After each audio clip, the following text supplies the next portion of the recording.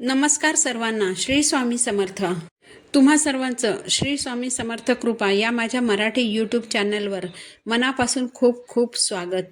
स्वामी महाराज तुमच्या सर्व चांगल्या इच्छा पूर्ण करोत हीच स्वामींच्या चरणी प्रार्थना करते आणि आज या व्हिडिओला सुरुवात करते. 26 फेब्रुवारी 2025 वार आहे बुधवार. या दिवशी आहे महाशिवरात्र. सर्व शिवभक्तांसाठी अतिशय महत्त्वाचा दिवस. 26 फेब्रुवारी 2025 रोजी बुधवारी सकाळी 11:08 महाशिवरात्रीला सुरुवात होईल व ती गुरुवारी सकाळी 8:54 समाप्त होईल. महाशिवरात्रीचा हा दिवस भगवान शंकरांना समर्पित असतो. बघा, आपण सर्व शिवभक्त महाशिवरात्रीच्या दिवशी महादेवांची कृपा प्राप्त करून घेण्यासाठी महादेवांच्या वेगवेगळ्या सेवा करत असतो, वेगवेगळे उपाय करत असतो. कारण असं म्हटलं जातं की या दिवशी म्हणजेच महाशिवरात्रीच्या दिवशी प्रत्येक शिवलिंगात शिवतत्व सक्रिय असतं आणि इतर दिवसांपेक्षा ते 1000 पटीने कार्यरत असतं. तर अशा विशिष्ट दिवशी जेव्हा आपण काही विशिष्ट उपाय आणि काही वेगळ्या सेवा करतो तेव्हा त्याची आपल्याला निश्चितच फलप्राप्ती होते. यामुळेच महाशिवरात्रीच्या दिवशी वेगवेगळे उपाय केले जातात. तर असेच महाशिवरात्रीच्या दिवशी करायचे काही उपाय आज मी तुम्हाला सांगणार आहे. बघा, आपण प्रापंचिक माणसं आहोत. आपल्याला वेगवेगळ्या समस्या असतात आणि या समस्यांवर करायचे उपायही वेगवेगळे असतात. तर आज या व्हिडिओमध्ये आपण असेच काही उपाय जाणून घेणार आहोत. त्यासाठी व्हिडिओ शेवटपर्यंत पहा. चॅनलला अजूनही सबस्क्राईब केलं नसेल तर चॅनलला सबस्क्राईब जरूर करा. तर चला मग व्हिडिओला सुरुवात करूया. तर यातील पहिला उपाय हा आपलं एखादं काम अडकून पडलं असेल, आपण खूप प्रयत्न करतो पण ते काम पूर्णत्वास जात नसेल, तर असं एखादं अडलेलं काम मार्गी लागावं यासाठी पहिला उपाय करायचा आहे. हा उपाय आपल्याला महाशिवरात्रीच्या दिवशी प्रदोष काळात करायचा आहे. प्रदोष काळ म्हणजे सूर्यास्तापूर्वीची 45 मिनिटांचा काळ आणि सूर्यास्तानंतरचा 45 मिनिटांचा कालावधी. हा जो 1.5 तासांचा कालावधी असतो हा प्रदोष काळ म्हटलं जातं. तर या प्रदोष काळात आपल्याला हा उपाय करायचा आहे. या उपायासाठी आपल्याला 7 काळे तीळ आणि 1 काळी मिरी घ्यायची आहे. यानंतर 1 तांब्याचा पाण्याने भरलेला कलश घ्यायचा, 1 दिवा घ्यायचा किंवा मातीची पणती घेतली तरी चालेल. त्यात तूप घालायचं, दुहेरी वाट टाकायची, बेलपत्र घ्यायचं, पांढरी फुलं घ्यायची आणि तुमच्या घराच्या जवळपास जर महादेवाचं मंदिर असेल तर त्या महादेवाच्या मंदिरात जायचं. मंदिरात गेल्यावर प्रथम दिवा प्रज्वलित करायचा, नंतर बेलाचं पान हातात घ्यायचं, आपली मनोकामना बोलायची, तुमची जीही इच्छा असेल ती बोलायची आणि बेलाच्या पानाचा जो देठ असतो तो देठ शिवलिंगाकडे करायचा आणि बेलपत्र पालथं शिवलिंगावर वाहायचं. म्हणजे बेलपत्राचा जो गुळगुळीत भाग असतो तो शिवलिंगावर टेकवायचा. नंतर ओम नमः शिवाय हा मंत्र म्हणत तांब्याच्या कलशातील पाणी बेलपत्रावर अर्पण करायचं. त्यानंतर 7 काळे तीळ आणि 1 काळी मिरी आपल्या उजव्या हातात घ्यायची. आपली इच्छा महादेवांना बोलून दाखवायची आणि माझी इच्छा पूर्ण करा अशी महादेवांना विनंती करायची, प्रार्थना करायची आणि हातातल्या सगळ्या वस्तू शिवलिंगावर अर्पण करायच्या. यानंतर घरी यायचं आहे. या उपायामुळे तुमचं बऱ्याच काळापासून जे रखडलेलं काम आहे ते नक्कीच मार्गी लागेल. इतका हा प्रभावी उपाय आहे. दुसरा उपाय हा घरातील आजारपणासाठी करायचा आहे. घरात जर एखादा आजारपण असेल किंवा घरात जर एखादी व्यक्ती आजारी असेल, औषधं चालू आहेत पण गुण पडत नाही, तर अशा वेळेस औषधांच्या बरोबरीने हा उपाय करायचा आहे. 1 तांब्याचा पाण्याने भरलेला कलश घ्यायचा. महादेवांना शीतल जल अतिशय प्रिय आहे, म्हणूनच जिथे जिथे शिवलिंग असतं तिथे तिथे पाण्याची संततधार शिवलिंगावर पडत राहील अशी व्यवस्था केलेली असते. म्हणूनच पाण्याने भरलेला कलश घ्यायचा, 5 बेलपत्र घ्यायची आणि 6 केळी घ्यायची. या सर्व वस्तू घेऊन तुमच्या घराच्या जवळपास असलेल्या शिवमंदिरात जायचं. ओम नमः शिवाय हा मंत्र म्हणत 5 बेलपत्र आणि केळी शिवलिंगाला अर्पण करायची. आपण जो पाण्याने भरलेला कलश नेलेला आहे त्या कलशातील पाणी शिवलिंगावर अर्पण करायचं. महादेवांना आपली अडचण सांगायची, आपली समस्या सांगायची. या अडचणीतून आम्हाला बाहेर काढा अशी महादेवांना प्रार्थना करायची.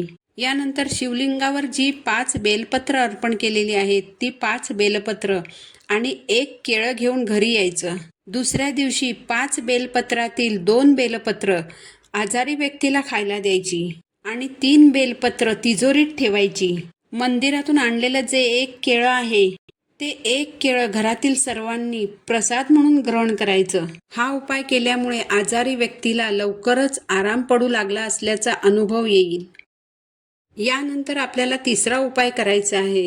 बघा, जर तुमच्या घरात वादविवाद होत असतील, कलह होत असतील, घरात लक्ष्मी टिकत नसेल, काही ना काही कारणाने लक्ष्मी घराबाहेर जात असेल, तर तिसरा उपाय हा आपल्याला घरातील वाद कलह संपविण्यासाठी आणि आपल्या घरात लक्ष्मी स्थिर ठेवण्यासाठी करायचा आहे. या उपायासाठी 1 तांब्याचा कलश पाण्याने भरून घ्यायचा. कलशामधील पाण्यात थोडेसे काळे तीळ घालायचे. कलशामध्ये 1 छोटासा गुळाचा खडा घालायचा आणि कलशामधील पाण्यात चमचाभर कच्चं दूध घालायचं. हा पाण्याने भरलेला कलश 1 बेलपत्र आणि 1 बेलफळ घेऊन तुमच्या घराच्या जवळपास जे मंदिर असेल त्या शिवमंदिरात जायचं.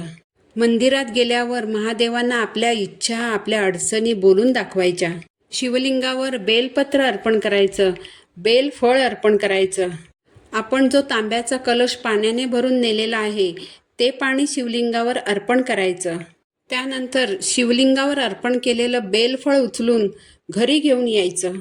हे बेलफळ आपल्या घरातील दक्षिण कोपरा वगळता घरातील इतर कोणत्याही कोपऱ्यात ते बेलफळ ठेवून द्यायचं. या उपायामुळे आपल्या घरातील नकारात्मक ऊर्जा नष्ट होऊन घरात सकारात्मक ऊर्जा वाढीला लागते आणि आपल्या घरातील वाद कलह हळूहळू नष्ट होतात आणि आपल्या घरात लक्ष्मी स्थिर होऊ लागते. चौथा उपाय जो आहे तो आपल्या इच्छापूर्तीसाठी करायचा आहे. तुमची इच्छा मग ती कोणतीही असो, घर खरेदी करण्यासंबंधित असेल, गाडी खरेदी करण्यासंबंधित असेल, नोकरीबद्दल असेल, कर्जफेडीबद्दल असेल, तुमच्या मुलाबाळांशी संबंधित असेल, अशी तुमची कोणतीही इच्छा असेल जी खूप प्रयत्न करूनही पूर्ण होत नसेल, तर ती इच्छा पूर्ण व्हावी यासाठी हा उपाय करायचा आहे. हा उपाय तुम्ही महाशिवरात्रीच्या दिवशी सकाळपासून संध्याकाळपर्यंत कधीही करू शकता. या उपायासाठी तुम्हाला 108 बेलपत्र घ्यायची आहेत. अगदी चांगली बेलपत्र घ्यायची आहेत. ज्या बेलपत्राला 3 पानं असतील अशी बेलपत्र घ्यायची. एखादं बेलपत्र जर असं असेल की त्याला 2च पानं आहेत तर असं बेलपत्र घ्यायचं नाही. किंवा एखाद्या बेलपत्राला 3 पानं आहेत आणि त्यातील एखादं पानाला जर छिद्र असेल तर असं बेलपत्र देखील घ्यायचं नाही. तर बेलपत्र स्वच्छ धुवायची. बेलपत्राच्या पानाच्या देठाला जी गाठ असते ती गाठ काढून टाकायची. एका वाटीमध्ये पिवळं चंदन घ्यायचं. त्या चंदनामध्ये थोडंसं गंगाजल टाकायचं.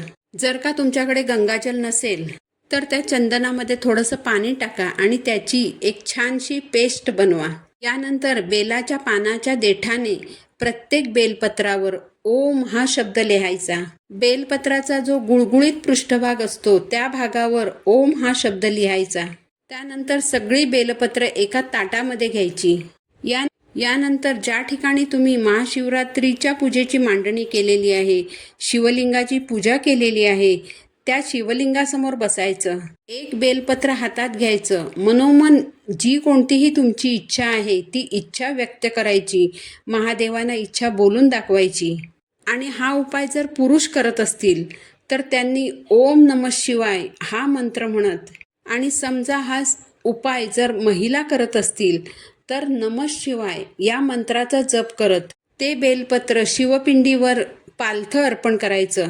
बेलपत्र अर्पण करताना बेलपत्राचा गुळगुळीत भाग शिवपिंडीवर टेकवायचा आणि अशा रीतीने बेलपत्र पालथं अर्पण करायचं आहे. शिवलिंगावर 1 जरी बेलपत्र अर्पण केलं तरी भोलेनाथ आपल्यावर प्रसन्न होतात. म्हणून जर तुम्हाला 108 बेलपत्र नाही मिळाली, तुम्हाला जर 1च बेलपत्र मिळालं तर 1च बेलपत्र 108 वेळा मंत्र म्हणत शिवलिंगावर अर्पण करायचं. तर शिवरात्रीच्या दिवशी हा उपाय तुम्ही नक्की करून पहा. या उपायाचं तुम्हाला निश्चितच फळ मिळेल. तुम्हाला जर पितृदोष सांगितलेला असेल तर महाशिवरात्रीच्या दिवशी शिवलिंगावर काळे तीळ व जव अर्पण करा. हा उपाय केल्यामुळे आपले पितृ प्रसन्न होतात, त्यांना शांती मिळते. या उपायांपैकी जो उपाय तुमच्या समस्येशी संबंधित असेल तो उपाय तुम्ही महाशिवरात्रीच्या दिवशी नक्की करून पहा. भोलेनाथ निश्चितच तुमच्या मनोकामना, इच्छा पूर्ण करतील. झालेली सेवा मी महाराजांच्या चरणी अर्पण करते. पुन्हा भेटू नवीन व्हिडिओ सोबत. श्री स्वामी समर्थ.